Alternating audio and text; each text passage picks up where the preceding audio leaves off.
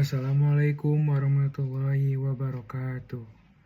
Yang terhormat kepada Ibu Asri Nuranisa Dewi, SPD MPD, selaku dosen pengampu mata kuliah Bahasa Indonesia. Perkenalkan, saya Muhammad Raffi Nasrusiba dengan NPM 10060324202 dari program studi farmasi. Izinkan saya di sini untuk mempresentasikan tentang karya tulis ilmiah saya atau KTI dengan judul Evaluasi Sistem Keamanan Lingkungan Kampus Universitas Islam Bandung dalam Mencegah Tindak Kriminalitas. Nah, di pendahuluan ini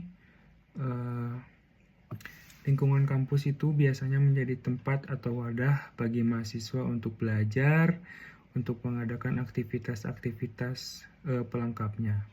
Tapi satu sisi juga di lingkungan kampus ini kita harus mendapatkan pelayanan yang aman, nyaman, dan tentram. Itu semua agar warga kampus nyaman dalam menjalani kehidupan atau kegiatan sehari-hari di kampus kita, yaitu Universitas Islam Bandung khususnya. Nah, yang terjadi akhir-akhir ini, mengapa saya membahas isu ini adalah karena menurut saya pribadi, tindak kriminalitas di lingkungan kampus itu sangat-sangat harus diangkat. Saya sendiri pernah mengalami misalnya kehilangan barang, jadi itu adalah pemicu dibalik alasan saya untuk mengerjakan KTI dengan judul keamanan ini. Lingkungan Universitas Islam Bandung ini memang terletak di daerah kota yang strategis, di mana memang sebagian besar banyak berhubungan dengan kantor-kantor besar di seberang maupun di lingkungannya, yang otomatis di dalamnya juga tidak bisa mencakup semua kendaraan yang bisa diparkirkan karena keterbatasan fasilitas. Nah, itu memicu adanya tindak kriminalitas seperti pencurian helm ataupun keamanan-keamanan lainnya. Di sini saya akan membahas bagaimana pembahasan yang sudah saya buat. Sebelumnya, metode penelitiannya itu ada wawancara dan kuesioner. Nah, di mana ini difokuskan pada lingkungan Universitas Islam Bandung di kampus 1 atau di Jalan Taman Sari 1. Ada beberapa responden atau kelompok yang terlibat di dalam penelitian ini. Ada pengelola keamanan, pengelola sarana, ada mahasiswa, security, dan dosen. Lalu, menurut pembahasan dan data yang sudah saya dapat, sistem keamanan yang dimiliki itu berhasil dengan kinerja 90%, lalu SOP penanganan keamanan itu 92%, yang ketiga sarana prasarana keamanan itu 90%, yang keempat ada pengelolaan keamanan itu ada 94%, yang kelima ada pengelolaan sarpras keamanan itu 95%, yang keenam tanggap darurat keamanan 85%, lalu penanggulangan keamanan itu berada di angka 90%. Nah, menurut data pengamatan tadi, ada beberapa hasil yang bisa kita simpulkan bahwa pengelolaan keamanan di Universitas Islam Bandung ini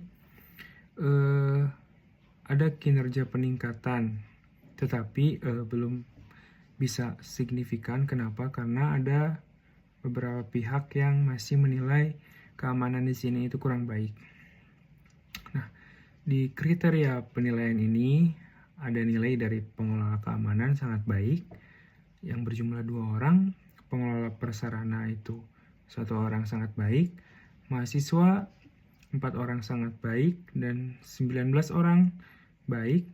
Security menilai sangat baik itu 4 orang, security menilai baik itu 9 orang, Lalu mahasiswa menilai kurang baik itu 2 orang, security menilai kurang baik itu 2 orang, dan dosen memberikan nilai sangat baik itu 3 orang, serta terakhir 2 orang baik menurut dosen.